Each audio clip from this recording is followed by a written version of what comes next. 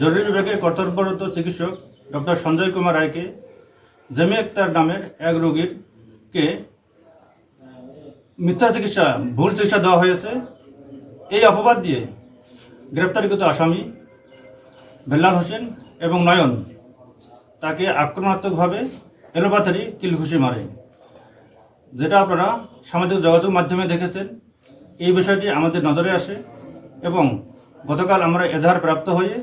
রাত 8:30টার সময় মামলা রুজু করি। পঞ্চগড় জেলার পুলিশ সুপার মহোদয়ের দিক নির্দেশনা মোতাবেক সদর থানার একটা চৌকস টিম মাত্র 13 ঘন্টার মধ্যে অদ্য 18 তারিখ সকাল 9:15 ঘটিকার সময় রংপুর মেডিকেল কলেজের প্রধান গেটের সামনে হতে তাদেরকে গ্রেপ্তার করা হয় এবং প্রাথমিক জিজ্ঞাসাবাদে তারা ঘটনার সত্যতা স্বীকার করে এবং বিধি মোতাবেক তাকে আমরা বিজ্ঞ আদালতে প্রেরণ করা হবে।